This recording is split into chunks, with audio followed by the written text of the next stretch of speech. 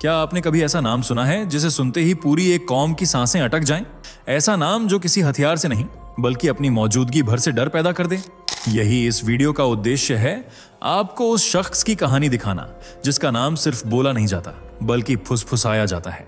और यकीन मानिए, आज जो विजुअल आपके दिमाग में मैं बैठाने वाला हूं वह आपकी जिज्ञासा को वहीं रोक देगा जहां से लाखों लोगों का डर शुरू होता है। कल्पना कीजिए, पीले वस्त्रों में बैठा एक शांत सा भिक्षु, लेकिन उसकी आंखों में ऐसा तीखा संकल्प जैसे कोई 100 युद्ध जीत चुका हो। उसके एक इशारे पर भीड़ बिजली की तरह गूंज उठती है और दूसरी तरफ मुस्लिम बस्तियों में अचानक पसर जाता है भयानक सन्नाटा। आप सोचोगे, आखिर एक भिक्षु में इतनी ताकत आई कहां से? उसके शब्द हथियार कैसे बन गए? यही वह जगह है जहां असली कहानी शुरू होती है।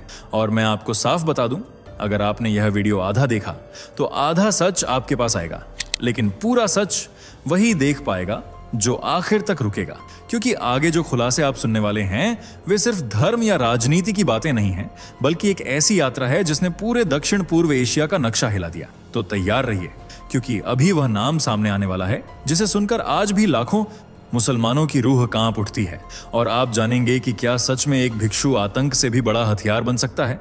चलिए दोस्तों, जरा जल्दी से कमेंट करके बताइए, ये वीडियो आपको कैसे मिला? क्या आपने इसे खुद सर्च किया था या ये अचानक आपकी स्क्रीन पर आ गया और आपने क्लिक कर दिया? सच सच बताइए, क्योंकि हमें भी जानना है कि आखिर YouTube आज हमारे सनातन धर्म की ये आवाज आप तक कैसे पहुंचा रहा है। और हाँ, अगर आप सच में एक सच्चे हिंदू हैं तो अभी के अभी चैनल को सब्सक्राइब कर लीजिए ताकि आने वाली हर एक वीडियो सबसे पहले आपको मिले। वीडियो को लाइक करना मत भूलना ताकि दुनिया को दिखाया जा सके कि सनातन की शक्ति अभी जिंदा है। तो चलिए बिना वक्त गंवाए बढ़ते हैं वीडियो में आगे। एक बौद्ध भिक्षु जिसे बर्मा का ओसामा बिन लादेन कहा जाता है, जिसकी हुंकार मुसलमानों की रूह कंपा देती है। क्यों इन्हें बौद्ध अनुयायियों के लिए नायक और मुसलमानों के लिए खलनायक माना जाता है?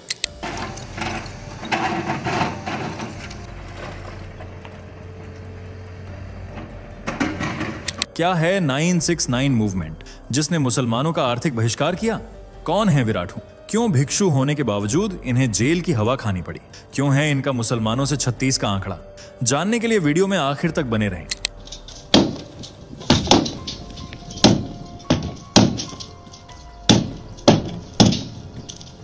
अशीन विराटू, ये वह नाम है जिसका म्यांमार में डंका बजता है, जिसके एक इशारे पर देशवासी मर मिटने को तैयार रहते हैं, जिसकी एक आवाज देश को मिट्टी में मिलाने का दम रखती है। आज विराटू दुनिया की वह जानी मानी शख्सियत है जिन्हें कुछ लोग उग्रवाद का चेहरा मानते हैं तो कुछ अपना मसीहा और भगवान बुद्ध का पुत्र। लेकिन ये हैं कौन और कैसे इतने प्रसिद्ध हुए, यह राज जानने के लिए हमें जाना होगा। फ्लैशबैक में चलते हैं साल 1968 की ओर, जब विराटू ने बर्मा, जिसे अब म्यांमार कहा जाता है, में मांडले के पास एक गांव में पहली बार एक बौद्ध परिवार में आंखें खोली। और जैसे जैसे वे बड़े हुए उनकी दिलचस्पी बौद्ध धर्म में बढ़ती ही चली गई। जब विराटू 14 वर्ष के हुए तो उन्होंने बौद्ध भिक्षु बनने का निर्णय लिया और आधुनिक शिक्षा को दरकिनार कर बौद्ध गुरुओं की छाया में बौद्ध शिक्षा प्राप्त करनी शुरू कर दी। जल्द ही अपनी लगन और मेहनत के चलते वे एक ऐसे बौद्ध भिक्षु बन गए जो हर समय भगवान बुद्ध की भक्ति में लीन रहते थे। लेकिन साल 2001 में कुछ ऐसा हुआ कि विराटू एक साधारण बौद्ध भिक्षु से कट्टर सामाजिक कार्यकर्ता में तब्दील हो गए। दरअसल साल 2001 में आतंकी तालिबानियों ने अफगानिस्तान में भगवान बुद्ध की प्रतिमा को तहस नहस कर दिया था। ये प्रतिमा 5वीं शताब्दी की बताई जाती है, जो सदियों से बौद्ध अनुयायियों के लिए आस्था का प्रतीक बनी हुई थी। उसी आस्था को तालिबानी मुसलमानों ने अपनी नफरत तले कुचल दिया, जिससे विराटू के अंदर गुस्से की ज्वाला भड़क उठी और मुसलमानों के खिलाफ उनके मन में नफरत का बीज पनपने लगा। इसी के चलते वे 969 मूवमेंट में शामिल हो गए और इस संस्था के सबसे बड़े नेता बनकर उभरे, जिन्होंने इस पूरे आंदोलन का नेतृत्व किया। दरअसल इस आंदोलन में 969 नंबर को मुसलमानों के 786 नंबर की बहस के जवाब में रखा गया था। लेकिन आखिर 969 नंबर ही क्यों चुना गया? इसके पीछे भी आस्था छिपी हुई है। 969 को बुद्ध की शिक्षाओं का सार माना जाता है। जैसे कि पहले 9 का अर्थ है बुद्ध के 9 गुण, 6 का मतलब बुद्ध के बताए गए 6 कर्म और आखिरी 9 का अर्थ है बुद्ध द्वारा स्थापित संघ के 9 खास चरित्र। इस तरह इस मुस्लिम विरोधी आंदोलन 969 की शुरुआत हुई, जिसका उद्देश्य था मुसलमानों का आर्थिक बहिष्कार। विराटू ने अपने समर्थकों से कहा कि सच्चा देशभक्त वही है जिसके पास 969 नंबर है। इसलिए आप लोगों को सिर्फ उसी दुकान से सामान खरीदना है जिस पर 969 नंबर हो, उसी रेस्टोरेंट में खाना खाना है जिसने 969 का ठप्पा लगाया हो। कपड़ों से लेकर जरूरत के सामान, गाड़ी तक पर 969 नंबर की मोहर लगने लगी और मंदिरों से लेकर पब्लिक प्लेस की दीवारों, दुकानों, स्कूल बैग, कपड़ों, हर जगह 969 नंबर चमकने लगा, जबकि मुस्लिम दुकानों पर सन्नाटा पसर गया। 969 नंबर न अपनाने की वजह से लोग उनकी शॉप्स पर जाना और सामान खरीदना बिल्कुल बंद कर दिया। आलम यह था कि पूरे दिन मुस्लिम दुकानें वीरानगी में डूबी रहती थीं, जिससे मुसलमानों की आर्थिक स्थिति बिगड़ने लगी। इसलिए उन्होंने आधी कीमत पर चीजें बेचनी शुरू कर दी, पर फिर भी लोग उनके पास नहीं आए, क्योंकि विराटू ने कह दिया था कि आज अगर आप लोगों ने सस्ते माल में पैसे खर्च कर दिए तो कल यही पैसे तुम्हारे खिलाफ हथियार खरीदने के लिए इस्तेमाल किए जाएंगे। विराटू के शब्द उनके समर्थकों पर जादू की तरह काम करते थे, इसलिए उन्होंने अपनी सुरक्षा को जोखिम में डाले बिना मुसलमानों का आर्थिक बहिष्कार जारी रखा, जिसके चलते मुसलमानों की स्थिति इतनी खराब हो गई कि हजारों लाखों की तादाद में मुस्लिम देश छोड़कर भागने लगे। और यही विराटू का मकसद था। दरअसल विराटू का मानना था कि मुसलमानों की बढ़ती आबादी देश के लिए खतरा है, और यह बात उन्हें दूसरे देशों की स्थिति को देखकर समझ आई थी, जहां पहले मुसलमान बेबस बेघर बनकर शरण लेते थे, लेकिन फिर उनकी आबादी तेजी से बढ़ने लगी और स्थानीय धर्म का प्रभाव कम, जबकि इस्लाम का प्रभाव बढ़ने लगा और स्थानीय परंपराएं, मूल धर्म खतरे में आ गया। लेकिन विराटू म्यांमार के बौद्ध धर्म के साथ खिलवाड़ होता नहीं देख सकते थे, इसलिए उन्होंने मुसलमानों को खदेड़ना शुरू कर दिया। ये वह असंभव कार्य था जिसे रूस जैसी ताकत, अमेरिका जैसी महाशक्ति, भारत जैसे लोकतंत्र और फ्रांस जैसे सेक्युलर देश तक नहीं कर पाए। लेकिन विराटू की एक हुंकार मुसलमानों का तबादला करने के लिए काफी थी। इस आंदोलन की वजह से करीब 10 लोग मारे गए, जबकि हजारों बेघर हुए, जिससे म्यांमार की सामाजिक और आर्थिक स्थिति बद से बदतर हो गई और अंततः सरकार ने हिंसा फैलाने के आरोप में विराटू को मुख्य आरोपी घोषित किया और साल 2003 में 25 साल के लिए उन्हें जेल की सलाखों के पीछे डाल दिया। लेकिन 25 साल की यह सजा 8 साल बाद ही खत्म हो जाती है और साल 2012 में विराटू जेल से बाहर कदम रखते हैं। यह दिन म्यांमार में त्योहार की तरह सेलिब्रेट किया गया, क्योंकि बौद्ध अनुयायियों के मसीहा, जिन्हें वे भगवान बुद्ध का अवतार मानते थे, वे उनके बीच वापस आ गए थे। लोगों के इस प्यार को देखते हुए विराटू अब धार्मिक बंधनों की सीमा से बाहर निकलकर सामाजिक गतिविधियों में भी शामिल हो जाते हैं और इस तरह म्यांमार में एक खूंखार बौद्ध धर्म का रक्षक खलनायक अंदाज में दुनिया के सामने आता है। और साल 2012 में ही विराटू वह चेहरा बन जाते हैं जिसे नेशनल से लेकर इंटरनेशनल खबरों तक ने अपने फ्रंट पेज पर छापा। इसकी वजह था विराटू का खूंखार रूप और उनके कुछ सख्त कदम। बात है म्यांमार के पश्चिमी हिस्से में बसे रखाइन प्रांत की, जहां बौद्ध धर्म के साथ साथ मुस्लिम धर्म भी अपना खास प्रभाव रखता है। और 2001 के 969 मूवमेंट के बाद से दोनों गुटों के बीच दुश्मनी की एक कभी न मिटने वाली लकीर खींच चुकी थी, जिसे और गहरा कर दिया एक वारदात ने। जून 2012 में एक बौद्ध लड़की के साथ दुष्कर्म की घटना का खुलासा होता है और यह मामला तब और ज्यादा तूल पकड़ लेता है जब पता चलता है कि दुष्कर्म करने वाला शख्स एक मुसलमान है। बस फिर क्या था, यहीं से बौद्ध और इस्लाम दोनों धर्म आमने सामने आ जाते हैं। नफरत और विवाद की यह आग देखते ही देखते रखाइन प्रांत के साथ साथ म्यांमार के दूसरे हिस्सों में भी तेजी से फैलने लगती है।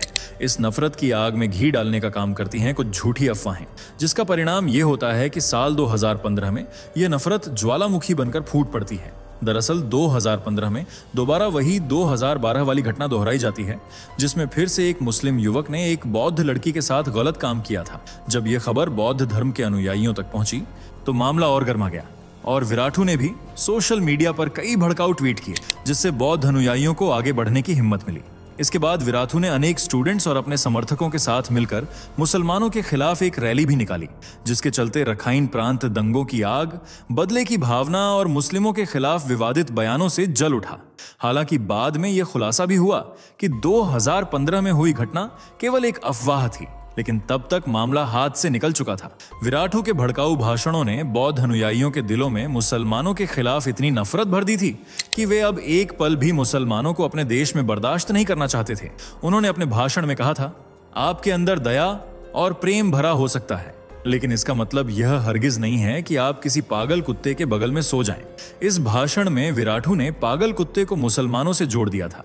इसी तरह विराटू ने मुसलमानों को भेड़ियों से जोड़ते हुए कहा था कि मुसलमान भेड़ियों की तरह हैं, जो तेजी से अपनी आबादी बढ़ाते हैं, हिंसात्मक गतिविधियों में लिप्त रहते हैं और आसपास के जानवरों को अपना शिकार बना लेते हैं, संसाधनों को बर्बाद कर देते हैं।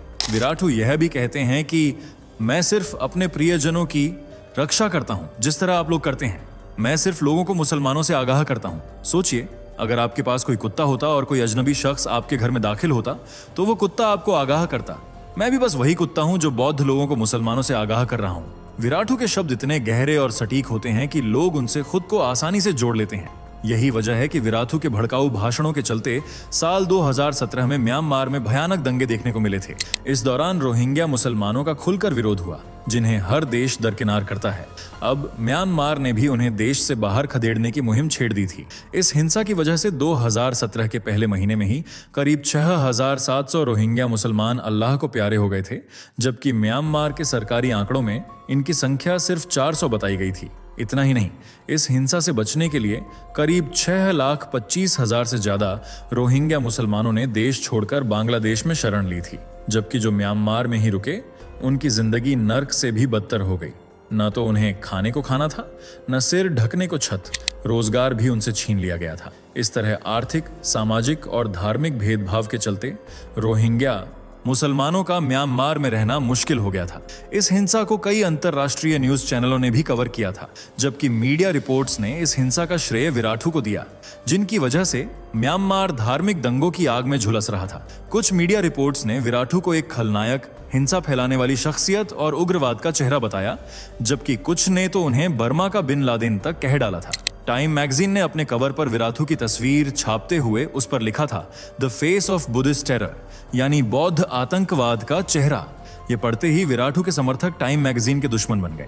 न सिर्फ इस मैगजीन के खिलाफ मोर्चा खोला गया, बल्कि सरकार ने भी इस आर्टिकल के लेखक को मुंह तोड़ जवाब देते हुए राष्ट्रपति की तरफ से एक बयान जारी किया, जिसमें विराटू को भगवान बुद्ध का पुत्र बताया गया। इस तरह जिसने भी विराटू के खिलाफ आवाज उठाई, उसके खिलाफ विराटू के समर्थकों ने मोर्चा संभाल लिया, और इसी समर्थन और प्यार की वजह से विराटू भी एक साधारण बौद्ध भिक्षु से म्यांमार की वह ताकत बन गए जिनके आगे बड़ी बड़ी हस्तियां भी चाय कम पानी थीं। उनके भड़काऊ भाषणों की वजह से फेसबुक ने भी उन्हें बैन कर दिया था और सफाई में कहा था कि फेसबुक की तरफ से उन्हें कई बार चेतावनी दी गई थी, लेकिन विराटू ने एक भी नहीं सुनी, जिसके चलते अंत में विराटू का अकाउंट ही बैन कर दिया गया।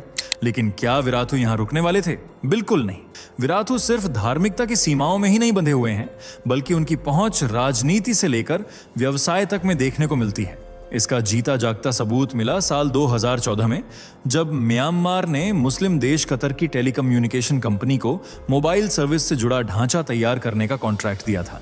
ये डील कतर की कंपनी और म्यांमार सरकार के बीच हुई थी, लेकिन जब पेट्रियोटिक एसोसिएशन ऑफ म्यांमार नाम के संगठन को इस बात की भनक लगी तो उन्होंने इस कॉन्ट्रैक्ट को रद्द करवा दिया, क्योंकि कतर एक मुस्लिम देश है और यह संगठन मुसलमानों को किसी भी तरह की आर्थिक मदद न पहुंचाना चाहता था, न ही उनसे कोई मदद लेना चाहता था। दरअसल यह संगठन भी विराटू का ही है और सरकार ने भी इस संगठन की बात मानकर कतर की कंपनी के साथ डील को कैंसिल कर दिया। इससे आप अंदाजा लगा सकते हैं कि विराटू कितनी ऊंची हस्ती हैं, जिनकी एक ना और एक हाँ पूरे देश पर गहरा प्रभाव डाल सकती है। इसलिए कोई भी उनसे पंगा लेने की गुस्ताखी नहीं करता, और मुसलमानों के बीच तो विराटू का इतना खौफ फैला हुआ है कि वे उनके सामने सिर उठाने की हिम्मत तक नहीं करते। म्यांमार का दूसरा सबसे बड़ा शहर है मांडले, जहां एक जेल में अंग्रेजों ने कभी बाल गंगाधर तिलक को कैद करके रखा था, लेकिन आज यह शहर विराटू की वजह से सुर्खियों में बना रहता है।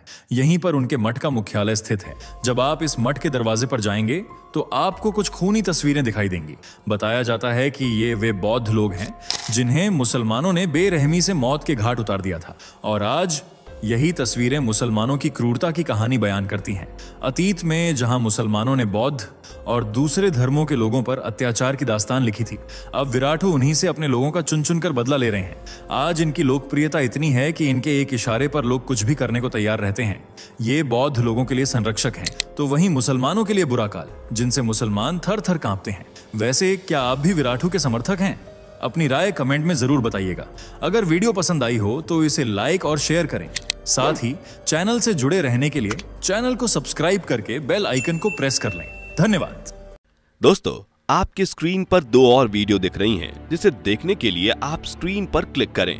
दोनों देखिएगा, बहुत अच्छी वीडियो बनी है।